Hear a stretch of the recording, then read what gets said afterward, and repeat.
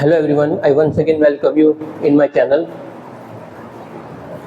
आज जो हम इस सीरीज़ को आगे कंटिन्यू करके चलेंगे और जानने की कोशिश करेंगे इस वीडियो में कि जो हमारे पास नेशनल इनकम है उस नेशनल इनकम को हम कैसे कैलकुलेट करते हैं। ठीक है, हम जो नेशनल इनकम को कैलकुलेट करेंगे, एक तो हम कैलकुलेट करेंगे जीडीपी पे। कैसे कैलकुलेट करेंगे? जीडीपी पे। और दूसरा हम कैलकुलेट करेंगे जीएनपी पे। तो अब हम समझने की कोशिश करेंगे कि जीडीपी किसे कहते हैं और जीएनपी किसे कहते हैं और कैसे जीडीपी जो है वो जीएनपी से अलग है। कैसे जो जीडीपी है वो जीएनपी से अलग है। देखिए, आपको जीडीपी और जीएनपी को समझने से पहले दो चीज बहुत ज्यादा क्लियर होनी चाहिए। एक तो है डोमेस्टिक टेरिटरी और दूसरा है क्या? Normal resident. क्या बोला मैंने आपको?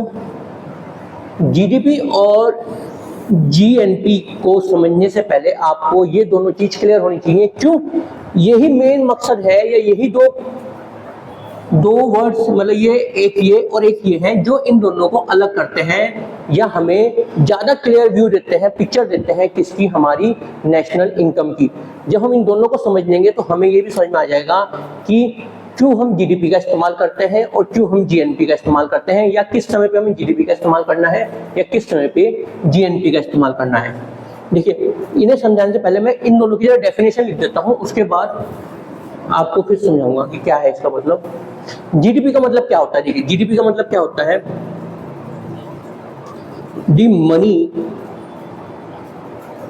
Value of all the final goods and services produce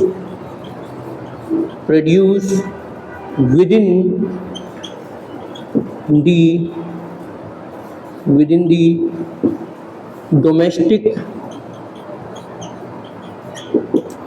territory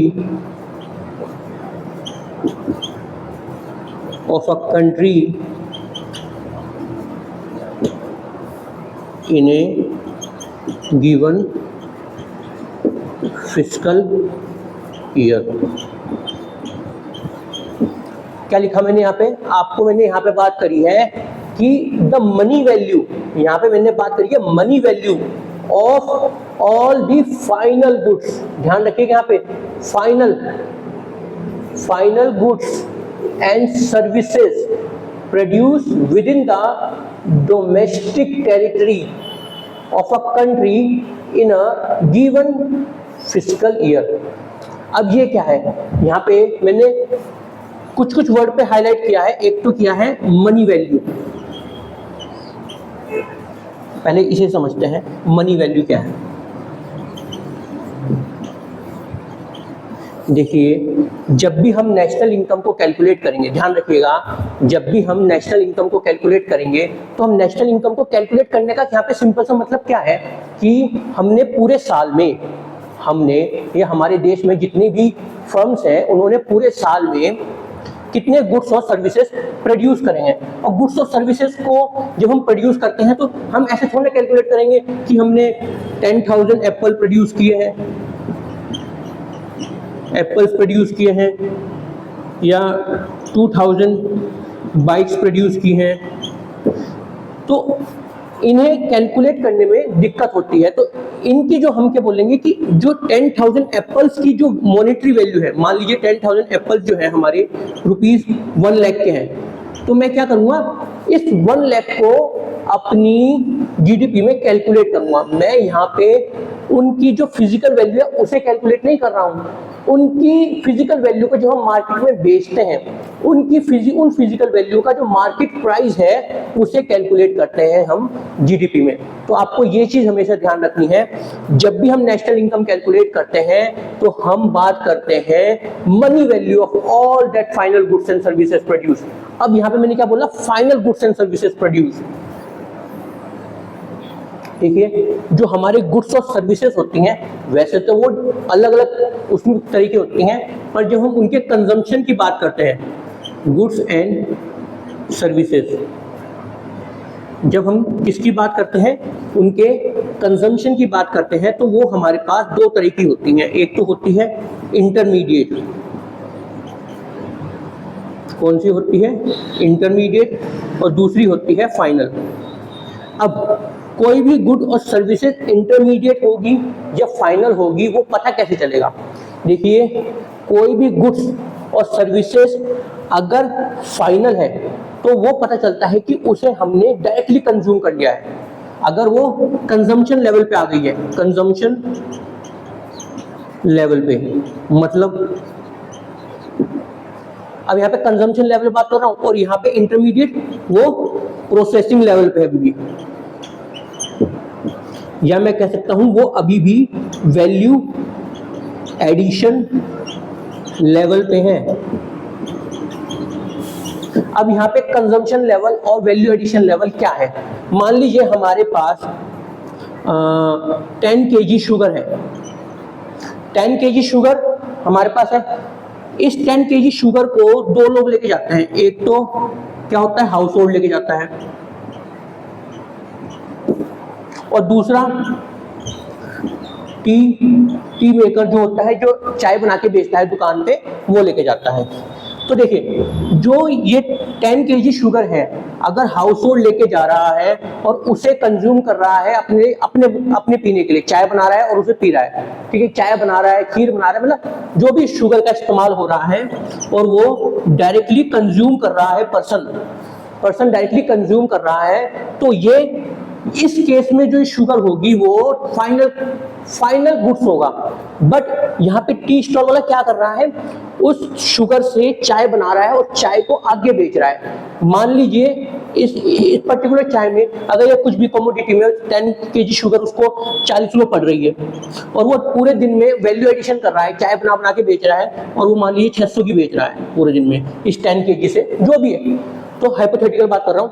तो इसमें यहाँ पे क्या हुआ है, एडिशन हुआ है। एडिशन क्या हुआ, वैल्यू एडिशन हुआ है। तो जब भी कोई कमोडिटी प्रोसेसिंग लेवल पे होती है या वैल्यू एडिशन लेवल पे होती है उसे हम इंटरमीडिएट गुड्स बोलते हैं, पर जैसे ही वो कंजम्पशन लेवल पे आ जाती है तो वो हमारी क्या कहलाती है, फाइनल गुड्स और सर्विसेज कहलाती है। तो आपको ये हमेशा ध्यान रखना है कोई भी कमोडिटी वो इंटरमीडिएट होगी या फाइनल होगी, वो पता कैसे चलेगा कि हम उसे कंज्यूम किस लेवल पे कर रहे हैं। अगर हम उसे कंज्यूम हाथों हाथ कर रहे हैं तो वो तो आ गया हमारा किस पे, फाइनल पे आ गया। पर अगर हम उसमें वैल्यू एडिशन कर रहे हैं, वो प्रोसेसिंग यूनिट में अभी भी है, तो वो हमारा क्या कहलाता है, इंटरमीडिएट। तो आपको ये चीज ध्यान रखना है, जब भी हम जीडीपी कैलकुलेट करेंगे, एक तो हमें कोई भी हमारी गुड्स और सर्विसेज प्रोड्यूस हो रही हैं उनकी मनी वैल्यू लेनी है, उनकी फिजिकल वैल्यू को हम काउंट नहीं करेंगे। दूसरा, हमें उनकी फाइनल प्रोडक्शन लेना है, इंटरमीडिएट प्रोडक्शन नहीं लेना है। इसका रीजन भी मैं समझाऊंगा क्यों हम फाइनल प्रोडक्शन लेते हैं, क्यों हम इंटरमीडिएट प्रोडक्शन को नहीं लेते। ठीक है, दो वर्ड समझ में आ गए, एक तो हमारा मनी वैल्यू और दूसरा हमारा फाइनल। अब आ जाइए, अब हम समझने की कोशिश करते हैं डोमेस्टिक टेरिटरी।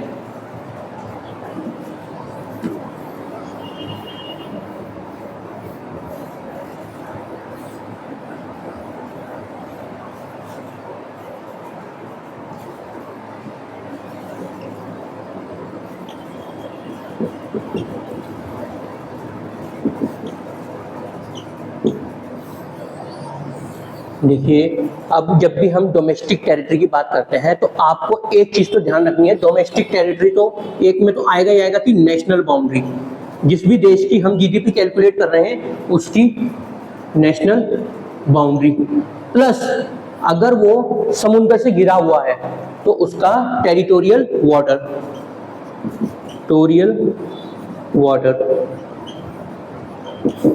क्या बोला मैंने आपको, डोमेस्टिक टेरिटरी में क्या क्या आएगा, एक तो आएगा नेशनल बाउंड्री, दूसरा टेरिटोरियल वाटर, और उसके बाद क्या क्या आएगा बताइए।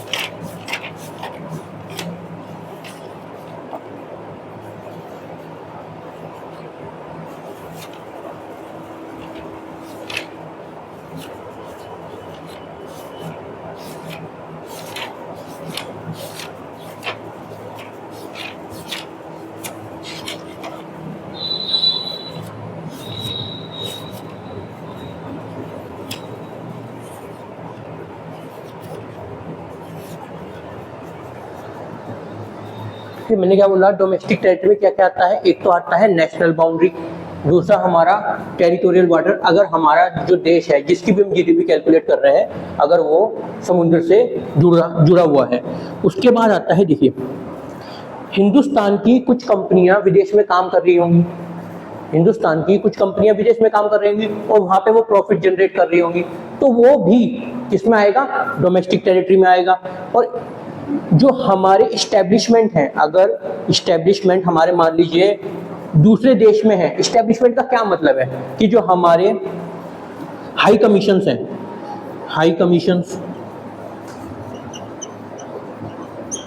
जो हमारे दूसरे देश में है, तो वो भी हमारा किस में आता है, वो भी हमारा डोमेस्टिक टेरिटरी में कैलकुलेट होता है उस कंट्री की। तो वहां पे कोई भी प्रोडक्शन हो रहा है, वहां पे कोई भी प्रोडक्शन हो रहा है तो वो हमारा किस में कैलकुलेट होगा, हमारा जीडीपी में कैलकुलेट होगा।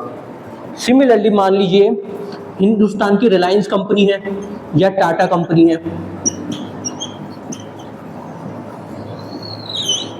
इन्होंने क्या बोलते हैं अमेरिका में या जापान में कहीं पे भी क्या कर रखा है, प्रोडक्शन चल रहा है, इनका प्रोडक्शन चल रहा है, तो वो जो टेरिटरी जहां पे प्रोडक्शन चल रहा है वो भी हमारा किस में आएगा, हमारा डोमेस्टिक टेरिटरी में आएगा। ठीक है, तो आपको ये ध्यान रखना है डोमेस्टिक टेरिटरी में हमारे क्या क्या आते हैं। डोमेस्टिक टेरिटरी में खाली हमारी नेशनल बाउंड्रीज नहीं आती जिसमें हम रह रहे हैं, उसके अलावा भी बहुत सारी चीजें होती हैं जो एड ऑन होती चली जाती हैं। ठीक है, अब आता है हमारे पास फिस्कल ईयर।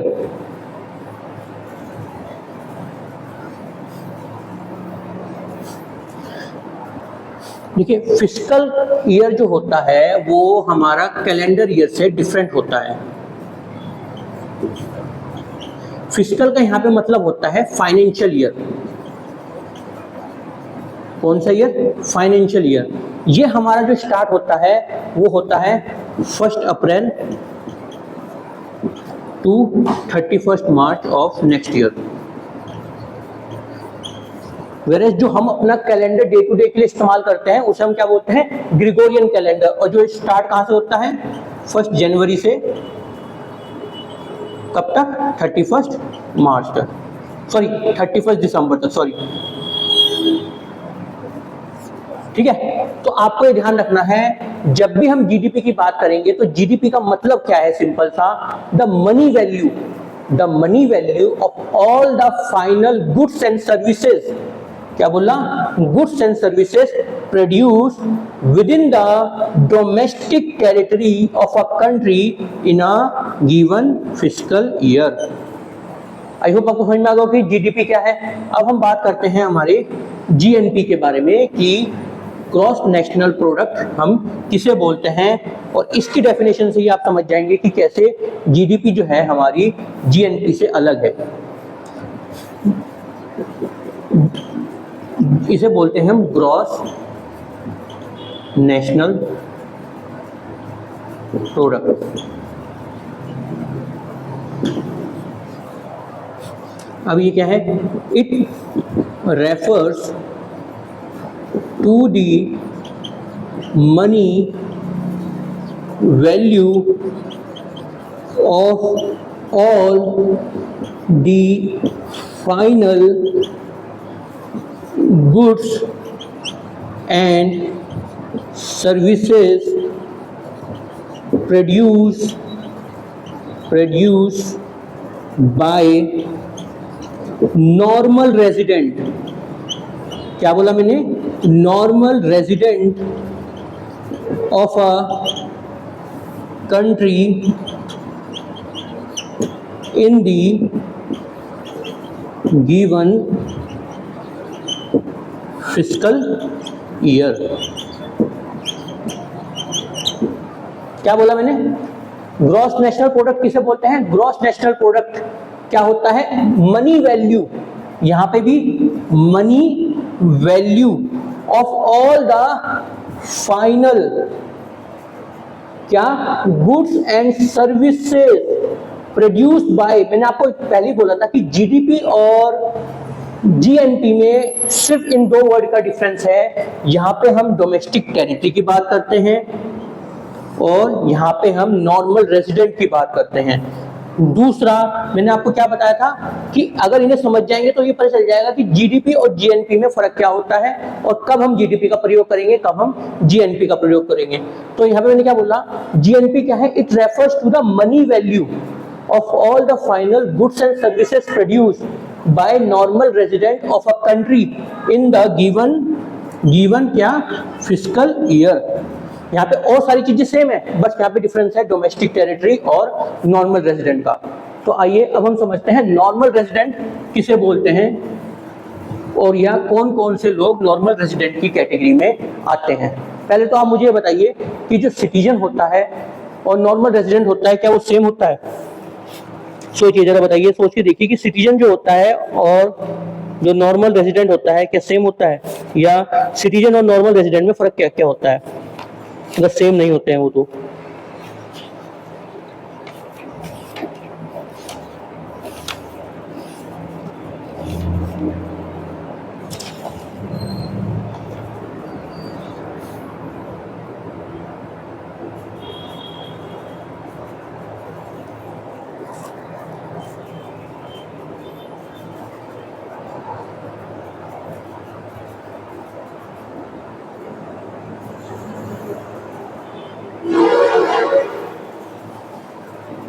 सोचिए क्या होता है normal resident.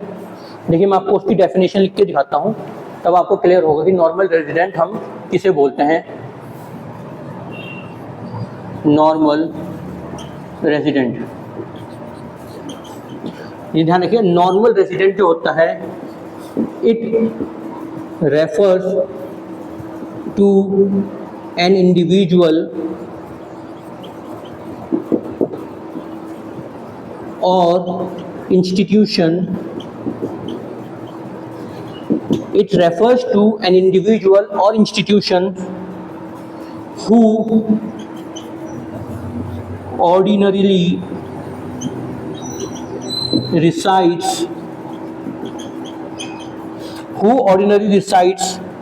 in the country and whose center of economic interest also lies within that country।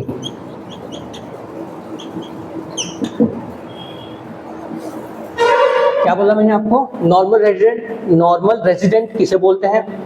Normal resident की यहाँ पे आपको एक चीज ध्यान रखनी है, नॉर्मल रेजिडेंट के केस में खाली एक पर्सन नहीं आएगा, उस केस में हमारा इंस्टीट्यूशंस भी आ जाएंगे। नॉर्मल रेजिडेंट वो इंडिविजुअल या इंस्टीट्यूशंस होते हैं जो ऑर्डिनरली रिसाइड करते हैं किसी कंट्री में और उनका इकोनॉमिक इंटरेस्ट भी उसी कंपनी में, उसी कंट्री में रहता है। क्या बोला? नॉर्मल रेजिडेंट की कैटेगरी में आपको एक चीज तो ये ध्यान रखनी है कि यहाँ पे इंडिविजुअल नहीं आएंगे, यहाँ पे इंडिविजुअल के साथ साथ इंस्टीट्यूशंस भी आएंगे, ठीक है। और दूसरा, वो लोग जो किसी कंट्री में ऑर्डिनरी रह रहे हैं, अब यहाँ पे ऑर्डिनरी का क्या मतलब है अभी बताऊंगा। और दूसरा, उनका इकोनॉमिक इंटरेस्ट भी उसी कंट्री में रिसाइड कर रहा है जिस कंट्री में वो ऑर्डिनरली रह रहे हैं। तो देखिए अब ये कैसे पता चलेगा।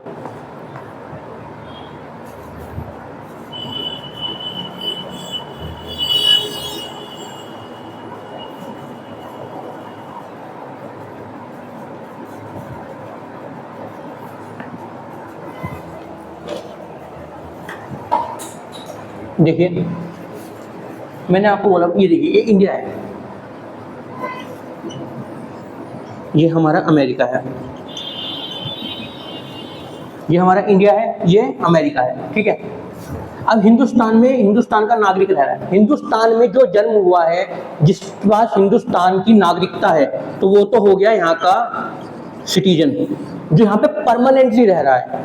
क्या रह रहा है? परमानेंटली। अब मान लीजिए किसी पर्पज से, मान लीजिए या तो वो बंदा यहाँ पे पढ़ाई के पर्पज से गया अमेरिका, किससे गया? पढ़ाई के पर्पज से गया, या यहाँ पे पढ़ने के बाद उसकी जॉब लग गई यहाँ पे। तो आपको एक चीज ध्यान रखनी है, अगर ये पर्सन हिंदुस्तान का रहने वाला नागरिक अमेरिका में अगर 1 साल से ज्यादा रह जाता है, मैंने क्या बोला? हिंदुस्तान का नागरिक अमेरिका में 365 दिन से ज्यादा रह जाता है। कितने दिन से ज्यादा? 365 दिन से अगर ज्यादा रह जाता है तो ये हिंदुस्तान का नागरिक यहाँ का अमेरिका का नॉर्मल रेजिडेंट कहलाएगा। और ये जहाँ पे जो भी इकोनॉमिक एक्टिविटी करेगा, उससे जो इसका प्रोडक्शन होगा, उससे जो ये कमाएगा, जो भी ये वैल्यू एडिशन करेगा यहाँ अमेरिका में रह के, तो यहाँ पे जो अमेरिका की जीएनपी में उसको ऐड किया जाएगा, ना कि हिंदुस्तान की। क्या बोला मैंने आपको? ध्यान से सुनिएगा। मैंने आपको बोला कि मान लीजिए एक ये पर्सन है,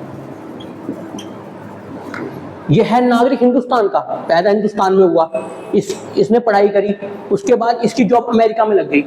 अगर ये अमेरिका में 1 साल से ज्यादा रह जाता है, वहां पे वैल्यू एडिशन कर रहा है, वहां पे कमा रहा है, तो जो ये कमाना है, इसका जो वैल्यू एडिशन हो रहा है, ये किस में काउंट होगा? हिंदुस्तान के में काउंट होगा नेशनल इनकम में, या अमेरिका की नेशनल इनकम में काउंट होगा?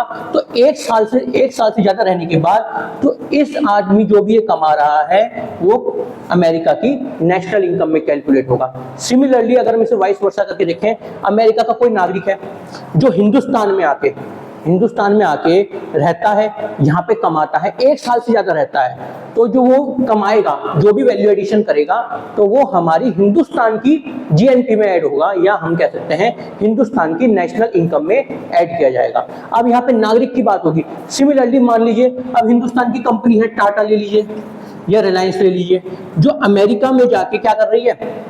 कुछ प्रोडक्शन कर रही है, कुछ भी कर रही है, तो जो ये वैल्यू है ना, तो ये नेशनल, तो हमारी जो टाटा है, अगर 1 साल से ज्यादा अगर अमेरिका में रहती है, तो जो इनका प्रोडक्शन है, जो इन्होंने कमाया है, वो अमेरिका के जीएनपी में ऐड होगा। कहाँ पे ऐड होगा? अमेरिका की नेशनल इनकम में ऐड होगा। ऐसी अमेरिका की कोई कंपनी है, माइक्रोसॉफ्ट मान लीजिए है, वो हिंदुस्तान में 1 साल से ज्यादा रह रही है। क्या बोला मैंने? 1 साल से ज्यादा रह रही है, तो वो जितना भी यहाँ पे कमाएगी, तो वो क्या होगा? वो हिंदुस्तान की नेशनल इनकम में कैलकुलेट होगा, ना कि अमेरिका की। आई होप कि आपको समझ में आया होगा कि नॉर्मल रेजिडेंट किसे बोलते हैं। नॉर्मल रेजिडेंट में आपको एक तो चीज ये ध्यान रखनी है कि नॉर्मल रेजिडेंट खाली इंडिविजुअल नहीं है। नॉर्मल रेजिडेंट का सिंपल सा मतलब है कि इंडिविजुअल साथ ही साथ इंस्टीट्यूशन, पहला ये। दूसरा कि कोई भी पर्सन या इंस्टीट्यूशन 1 साल से ज्यादा किसी कंट्री में रह जाता है, तो वो उस कंट्री का नॉर्मल रेजिडेंट कहलाएगा। और जब वो उस कंट्री में रहता है और वहां पे वो इकोनॉमिक एक्टिविटी करता है, तो वो इकोनॉमिक एक्टिविटी उस कंट्री के नेशनल इनकम में कैलकुलेट होगी, जिस कंट्री में वो पर्सन इकोनॉमिक एक्टिविटी कर रहा है 1 साल से ज्यादा, ना कि उसमें जहां का वो नागरिक है, सिटीजन है।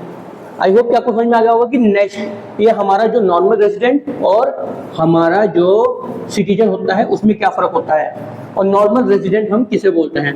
तो आई होप कि आपको समझ में आया होगा कि जीडीपी और जीएनपी में फर्क क्या होता है। जीडीपी हम किसे बोलते हैं और जीएनपी हम किसे बोलते हैं। अब मैंने आपको ये तो बता दिया जीडीपी किसे बोलते हैं, जीएनपी किसे बोलते हैं। अब मुझे कैलकुलेट करनी है अपनी नेशनल इनकम। क्या कैलकुलेट करनी है? अपनी नेशनल इनकम कैलकुलेट करनी है। तो नेशनल इनकम को कैलकुलेट करने के लिए ना हमारे पास 8 डिफरेंट तरीके हैं। 4 जीडीपी से आते हैं, 4 हमारे पास जीएनपी से आते हैं। उन्हें समझने से पहले हमें 2 चीज समझनी होगी। एक तो है कि फैक्टर कॉस्ट किसे कहते हैं और दूसरा मार्केट प्राइस किसे कहते हैं। क्या बोला मैंने आपको? फैक्टर कॉस्ट किसे कहते हैं और मार्केट प्राइस किसे कहते हैं। और एक चीज और है कि ग्रॉस और नेट में फर्क क्या होता है, इसमें फर्क क्या होता है ग्रॉस और नेट में। तो पहले तो आइए हम फैक्टर कॉस्ट और मार्केट प्राइस को समझने की कोशिश करते हैं। देखिए फैक्टर कॉस्ट किसे बोलते हैं। मान लीजिए मुझे एक ये पेन प्रोड्यूस करना है,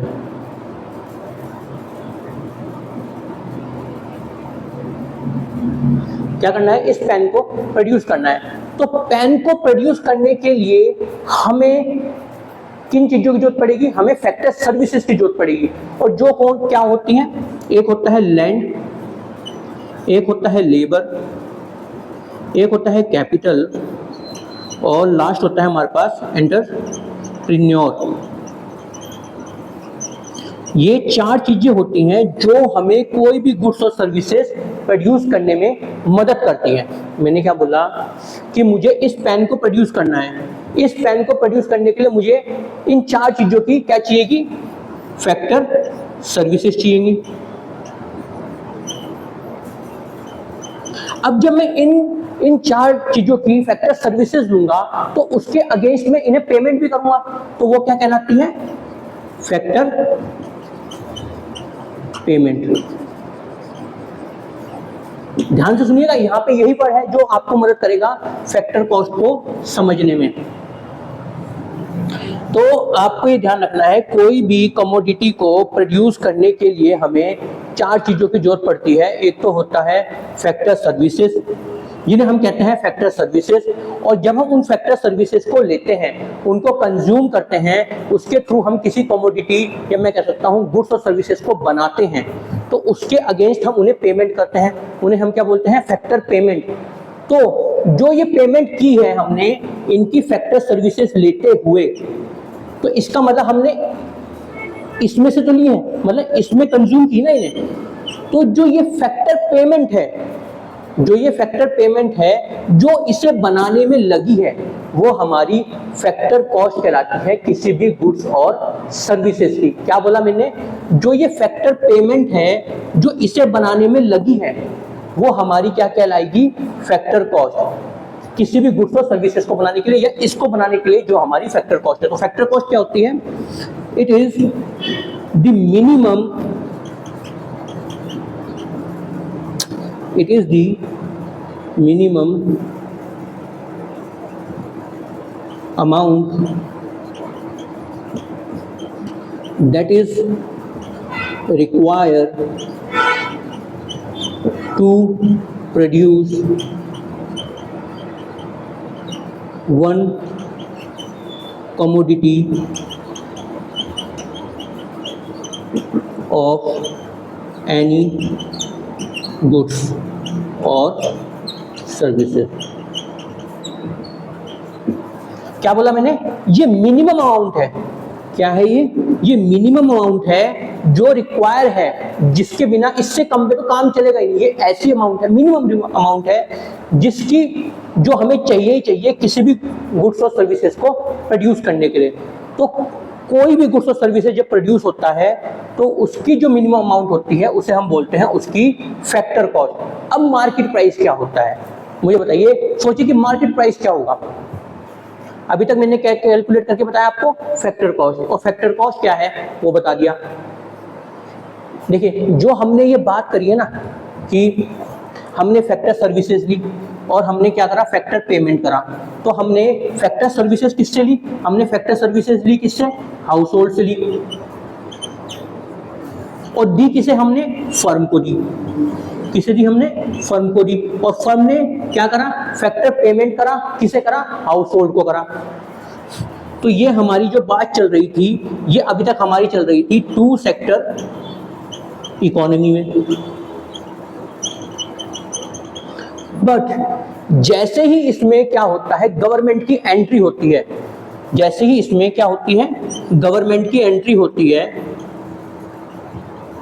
तो ये कहला जाती है हमारी थ्री सेक्टर इकोनॉमी। अब गवर्नमेंट की एंट्री होने का क्या मतलब है, गवर्नमेंट, मान लीजिए ये प्रोडक्ट प्रोड्यूस हुआ है, इस पे गवर्नमेंट ने क्या कहा कि भाई मैं इस पे टैक्स लगाती हूँ, गवर्नमेंट टैक्स लगाती है, तो उस पे जो टैक्स लगेगा, जब हमारी फैक्टर कॉस्ट में, ध्यान रखिएगा, फैक्टर कॉस्ट में, इसे हम फैक्टर कॉस्ट बोलते हैं, फैक्टर कॉस्ट में जब हमारा टैक्स ऐड हो जाता है, अगर गवर्नमेंट ने लगाया है, अगर किसी कमोडिटी में टैक्स ऐड हो जाता है उसकी फैक्टर कॉस्ट में, और साथ में ये ध्यान रखना है, अगर कोई सब्सिडी गवर्नमेंट दे रही है किसी प्रोडक्ट, गुड्स और सर्विसेज को प्रोड्यूस करने में, उसे जब हम सब्ट्रैक्ट कर देते हैं सब्सिडीज की वैल्यू को, तो वो कहलाता है हमारा मार्केट प्राइस। क्या बोला मैंने आपको, मार्केट प्राइस किसी भी कमोडिटी का क्या होता है, फैक्टर कॉस्ट। फैक्टर कॉस्ट में अगर कोई टैक्स लगा है, अगर कोई टैक्स लगा है गवर्नमेंट के द्वारा, तो वो ऐड हो जाएगा, और अगर कोई सब्सिडी दी हुई है तो वो हम उसमें से सब्ट्रैक्ट कर लेंगे। तो जो ये ऐड और सब्ट्रैक्ट करने के बाद जो वैल्यू बनती है वो हमारी मार्केट प्राइस कहलाती है, और इसे हम क्या बोलते हैं, tax minus subsidy,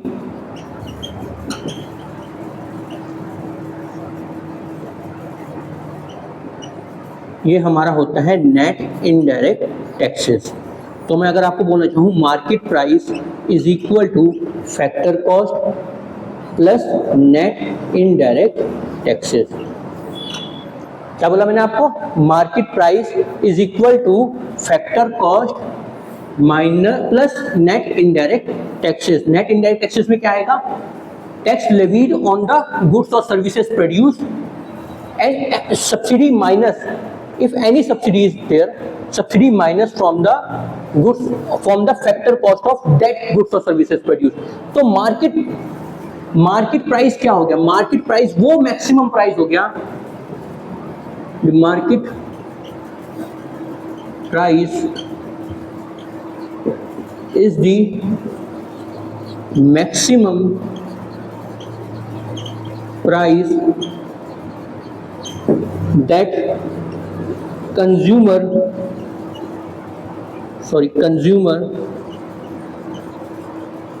pays for purchasing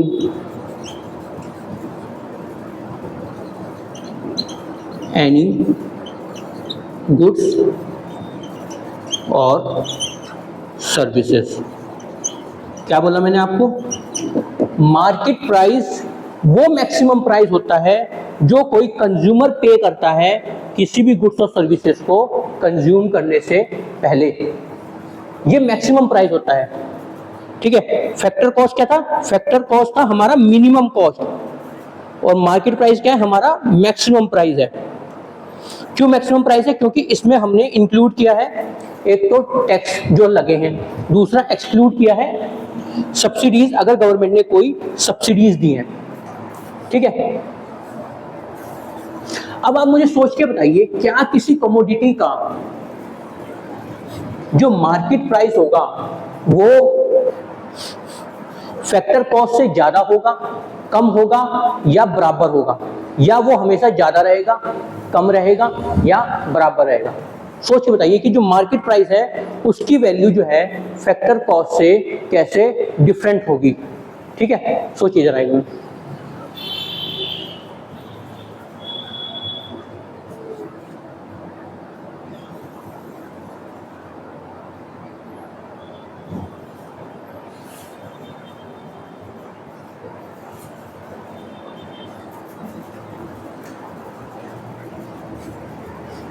देखिए, किसी भी कमोडिटी का मार्केट प्राइस किस पे डिपेंड कर रहा है, वो डिपेंड कर रहा है हमारा नेट इनडायरेक्ट टैक्सेस पे। क्या बोला मैंने आपको, मार्केट प्राइस जो है हमारा किसी भी कमोडिटी का, वो डिपेंड कर रहा है net indirect taxes. Net indirect taxes का क्या मतलब है? एक तो जो टैक्स गवर्नमेंट ने लगाया उस कमोडिटी में, प्लस ये हमारा जो गवर्नमेंट ने सब्सिडीज दी हैं, ठीक है। अब मान लीजिए गवर्नमेंट ने क्या करा, मान लीजिए ये जो हमारा फैक्टर कॉस्ट है किसी कमोडिटी को प्रोड्यूस करने का, वो 10 रुपए है। उस पर गवर्नमेंट ने क्या करा, टैक्स कितना का लगा दिया? 1 रुपए का लगा दिया। और सब्सिडी कितने की दे दी? सब्सिडी हमें दे दी 2 रुपए की। तो इस केस में क्या होगा? इस केस में क्या होगा, हमारा जो टैक्स तो ऐड हो जाएगा 11 प्लस सब्सिडी हमारी माइनस हो जाएगी, तो कितना बचेगा हमारे पास? 9। तो हमारी जो मार्केट वैल्यू आई है वो हमारी क्या हो गई है? कम हो गई है। किससे? फैक्टर कॉस्ट से। सिमिलरली अब क्या होता है, मान लीजिए कि यहाँ पे जो क्या बोलते हैं टैक्स, ये गवर्नमेंट ने क्या करा, ये कमोडिटी है 10 रुपए की प्रोड्यूस हुई, उस पर टैक्स 1 रुपए का लगा, साथ में कहा गवर्नमेंट ने भाई मैं सब्सिडी में 1 रुपए की दे रही हूँ। तो इस केस में क्या होगा, हमारी जो मार्केट प्राइस है वो फैक्टर कॉस्ट के बराबर हो जाएगी। एक केस बनता है कि गवर्नमेंट ने या तो सब्सिडी दे नहीं रखी या टैक्स ज्यादा लगा रखा है, सब्सिडी कम दे रखी है। तो उस केस में क्या होगा, मार्केट प्राइस जो होगा हमारा वो ज्यादा हो जाएगा फैक्टर कॉस्ट से। तो आपको ये चीज ध्यान रखनी है कि मार्केट प्राइस की वैल्यू फैक्टर कॉस्ट से कम भी हो सकती है, फैक्टर कॉस्ट के बराबर भी हो सकती है, और फैक्टर कॉस्ट से ज़्यादा भी हो सकती है। वो डिपेंड करेगा कि जो हमारी नेट इनडायरेक्ट टैक्स हैं उसकी वैल्यू कितनी है, और वो डिसाइड कैसे होती है कि गवर्नमेंट कितना टैक्स उस कमोडिटी पे लगा रही है और कितनी सब्सिडीज उस पर दे रही है, ठीक है। उससे हमें ये पता चलता है। तो आइए अब हम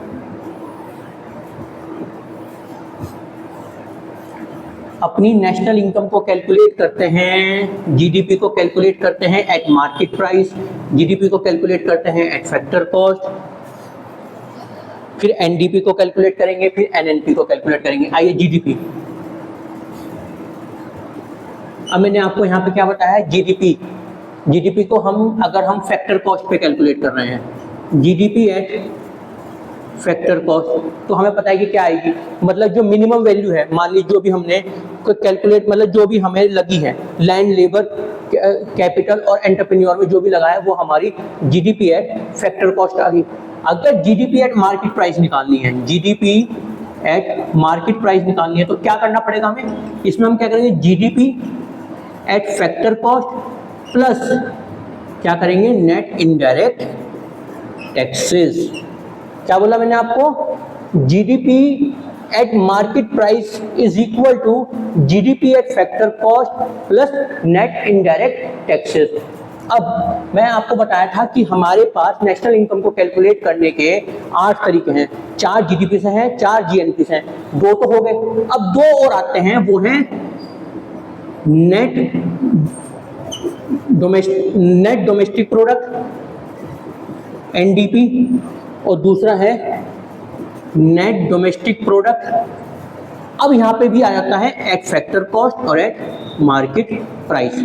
अब यहाँ पे नेट और ग्रॉस, देखिए नेट और ग्रॉस में क्या फर्क है, यहाँ पे नेट और ग्रॉस में एक चीज का फर्क आता है, जब हम ग्रॉस में से क्या करते हैं, जब हम अपनी जो हमने नेशनल इनकम को कैलकुलेट किया है, उस नेशनल इनकम को हमने जीडीपी पे कैलकुलेट किया है, ग्रॉस पे कैलकुलेट किया है, जब हम उस ग्रॉस में से डेप्रीशिएशन की वैल्यू को माइनस कर देते हैं, क्या कर देते हैं, डेप्रीशिएशन की वैल्यू को माइनस कर देते हैं, तो हमारे पास क्या आ जाता है, एनडीपी। तो NDP at factor cost is equal to GDP at factor cost minus depreciation. क्या बोला मैंने,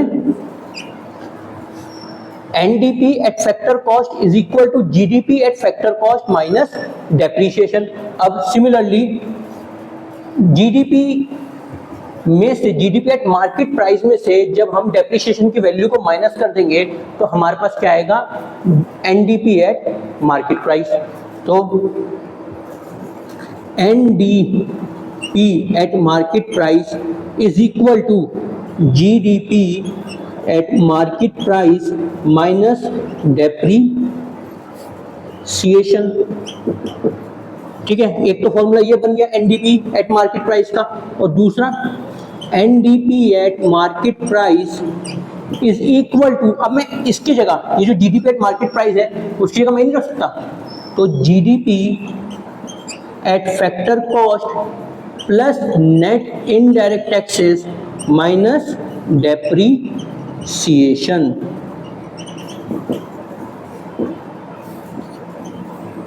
क्या हुआ?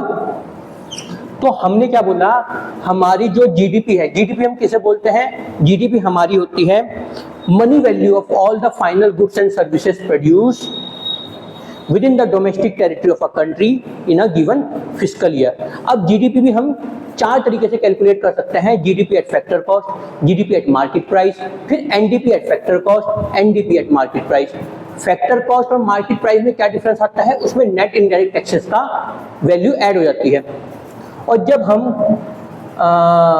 जीडीपी से एनडीपी की बात करते हैं तो उसमें क्या होता है, हम डेप्रिसिएशन की वैल्यू को सब्ट्रैक्ट कर देते हैं। ठीक है, तो आई होप कि आपको समझ में आ गया होगा जीडीपी में जीडीपी किसे बोलते हैं और जीडीपी को कैलकुलेट कितने कितने तरीके से किया जाता है।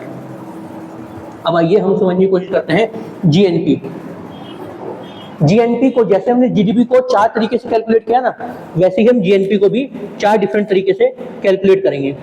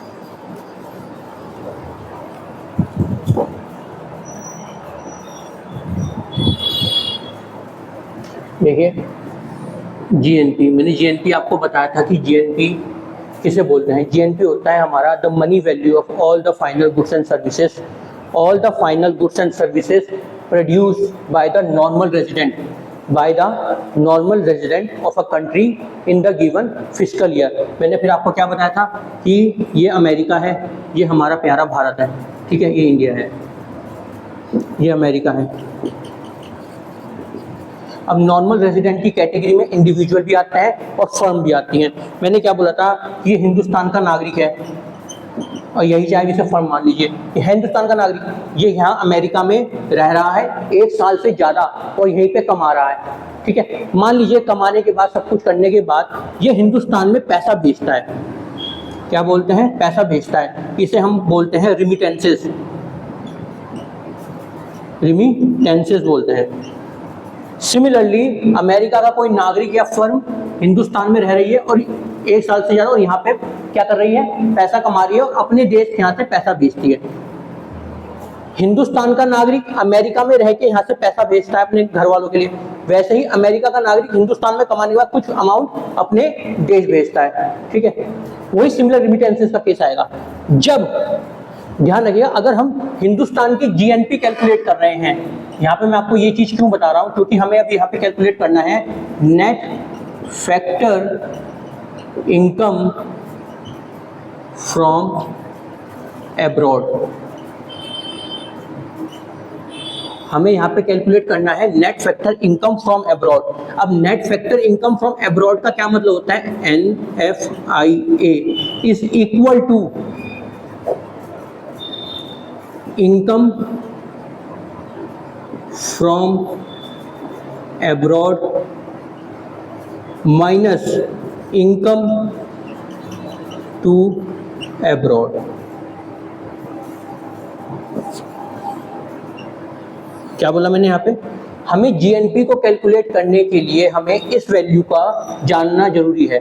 अब इस वैल्यू को कैसे कैलकुलेट करते हैं, वो है income from abroad. Income from abroad का क्या मतलब है? जिस भी देश की हम जीएनपी कैलकुलेट कर रहे हैं, क्या बोला मैंने, जिस भी देश की, अगर हम अमेरिका की कैलकुलेट करते तो इनकम फ्रॉम हिंदुस्तान हमारा एब्रॉड हो जाता। पर अभी हम कहाँ की कैलकुलेट कर रहे हैं? हम इंडिया की जीएनपी कैलकुलेट कर रहे हैं। तो हमारे लिए क्या हो गया, इंडिया के बाहर जितनी भी दुनिया है जहां पे हिंदुस्तान के नागरिक नॉर्मल रेजिडेंट की तरह काम कर रहे हैं, चाहे वो इंडिविजुअल्स हो चाहे वो हमारी फर्म्स हो, वो वहां पे पैसा कमा रही हैं और बाद में हिंदुस्तान में भेज रही हैं, तो वो क्या कहलाएगी? Income from abroad. इनकम जो बाहर से पैसा हिंदुस्तान में आ रहा है। सिमिलरली दुनिया के लोग हिंदुस्तान में होंगे, दुनिया की फर्म हिंदुस्तान में होंगी, वो यहाँ पे कुछ पैसा कमा रही होंगी, उसके बाद वो कुछ प्रॉफिट का हिस्सा अपने देश भेजेंगे जिस भी देश में वो रहते हैं, तो वो कहलाती है इनकम टू एब्रॉड। तो जब भी हम income from abroad minus income to abroad minus income to abroad करते हैं तो हमारे पास net factor income from abroad निकलती है। अब ये मैंने आपको यहाँ पे ये क्यों बताया, तो ये ध्यान से देखिए।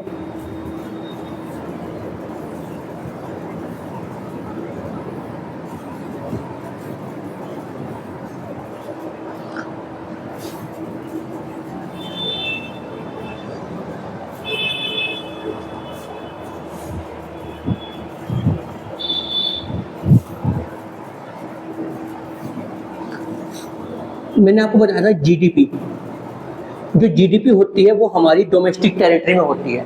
जब इस जीडीपी में हम net factor income from abroad, क्या बोला मैंने, जब इस जीडीपी में net factor income from abroad हम ऐड कर देते हैं तो हमारे पास क्या आ जाता है? GNP, gross national product. क्या बोला मैंने? जीडीपी में जब हम net factor income from abroad की वैल्यू को ऐड करते हैं तो हमारे पास जीएनपी की वैल्यू आ जाती है। क्या आ जाती है? जीएनपी की वैल्यू आ जाती है। अब आप मुझे सोच के बताइए, क्या जो जीएनपी है वो जीडीपी के बराबर हो सकता है, इक्वल हो सकता है या ज्यादा हो सकता है? जैसे ही मैंने आपको अभी थोड़ी देर पहले मार्केट प्राइस और फैक्टर कॉस्ट में कंपैरिजन करके बताया था कि जो हमारी मार्केट प्राइस की वैल्यू है वो फैक्टर कॉस्ट से कम भी हो सकती है, बराबर भी हो सकती है और उससे ज्यादा भी हो सकती है। वो किस पे? सोनली एक चीज पे डिपेंड करेगा कि हमारे पास जो नेट इनडायरेक्ट टैक्स की वैल्यू आ रही है, क्या वो पॉजिटिव आ रही है? क्या बोला मैंने? क्या वो पॉजिटिव आ रही है, क्या वो नेगेटिव आ रही है, या क्या वो जीरो आ रही है? अगर जैसी वैल्यू वेरी करेगा वैसे ही उसके हिसाब से हमारी मार्केट प्राइस की वैल्यू वेरी कर जाएगी अकॉर्डिंग टू फैक्टर कॉस्ट। ठीक है, आई होप आपको समझ में आया होगा। अब ऐसे ही जो हमारा जीडीपी है वो जीएनपी के बराबर होगा या उससे ज्यादा होगा या उससे कम होगा, वो डिपेंड करेगा कि हमारी जो net factor income from abroad है उसकी वैल्यू पॉजिटिव आ रही है, उसकी वैल्यू नेगेटिव आ रही है या उसकी वैल्यू जीरो आ रही है। अब अगर मैं कह रहा हूं कि NFIA की वैल्यू पॉजिटिव आ रही है, इसका क्या मतलब है? इसका मतलब ये है कि दुनिया से पैसा हिंदुस्तान के पास ज्यादा आ रहा है एज कंपेयर टू हम हिंदुस्तान से पैसा दुनिया को दे रहे हैं। मतलब कि जो हमारे देश के नागरिक हैं या हमारे देश की जो फर्म्स हैं वो दुनिया में काम करके ज़्यादा पैसा हिंदुस्तान में भेज रही हैं एज कंपेयर टू जो दुनिया के नागरिक हैं और जो उनकी फर्म है हिंदुस्तान से बाहर भेज रहे हैं। तो उस केस में क्या होगा? उस केस में हमारी जो जीडीपी की वैल्यू होगी, जीडीपी की जो वैल्यू होगी वो लेस देन होगी जीएनपी के, या मैं कह सकता हूं जो हमारी ग्रॉस नेशनल प्रोडक्ट होगा वो ज्यादा होगा जीडीपी के। नेगेटिव का केस क्या है? नेगेटिव का केस ये है कि हमारे पास हिंदुस्तान के पास पैसा कम आ रहा है, हिंदुस्तान से पैसा ज्यादा जा रहा है। तो इस केस में क्या होगा? जीडीपी जो होगा वो हमारा ज्यादा होगा जीएनपी के। और जीरो का मतलब क्या है? जीरो का सिंपल सा मतलब ये है कि जितना पैसा हम बाहर भेज रहे हैं उतना ही पैसा हमारे पास आ रहा है, या जितना पैसा हमारे पास आ रहा है उतना ही हम बाहर भेज रहे हैं। तो इस केस में क्या होगा, GDP will be equal to GNP. So I hope कि समझ में आया होगा कि जो हमारी जीडीपी की वैल्यू है वो जीएनपी से कम भी हो सकती है, ज़्यादा भी हो सकती है और बराबर भी हो सकती है। वो बस डिपेंड करेगा कि हिंदुस्तान की जो हमारे पास पैसा आ रहा है वो ज़्यादा आ रहा है, कम आ रहा है या बराबर आ रहा है। ठीक है, आई होप कि आपको समझ में आ गया होगा कि जीडीपी और जीएनपी में फर्क क्या होता है। उसमें एक वैल्यू ऐड होती है जिसे हम बोलते हैं net factor income from abroad. और net factor income from abroad होता क्या है, वो होता है income from abroad minus income to abroad. ठीक है, अब जैसे ही हमने जीडीपी को 4 अलग अलग तरीके से कैलकुलेट करा, एक तो हमने कैलकुलेट करा किसमें, मार्केट प्राइस पे, एक हमने कैलकुलेट करा फैक्टर कॉस्ट पे, एक हमने एनडीपी कैलकुलेट करा और एक हमने एनडीपी कैलकुलेट करा और एनडीपी एट मार्केट प्राइस और NDP at factor cost. Similarly हम जीएनपी को भी ऐसे ही कैलकुलेट करेंगे, GNP at factor cost, similarly GNP at market price. GNP at market price का क्या मतलब है, GNP at factor cost plus net indirect taxes, इसमें हमारे पास ये ऐड हो जाएगा। उसके बाद एनडीपी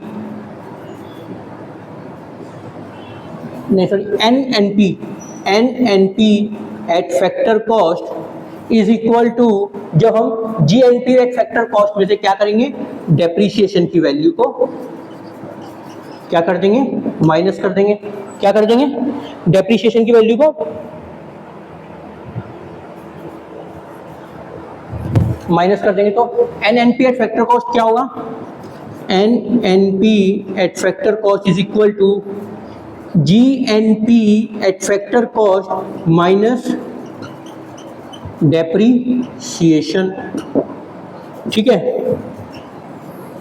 सिमिलरली हमारे पास आता है चौथा जो है क्या, एनएनपी एट मार्केट प्राइस। अब एनएनपी एट मार्केट प्राइस क्या होता है, NNP at market price is equal to GNP at market price,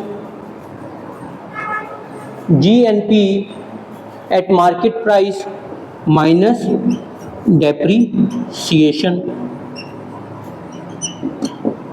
ठीक है, एक तो फॉर्मूला ये बन गया और दूसरा क्या बन सकता है मुझे बताइए।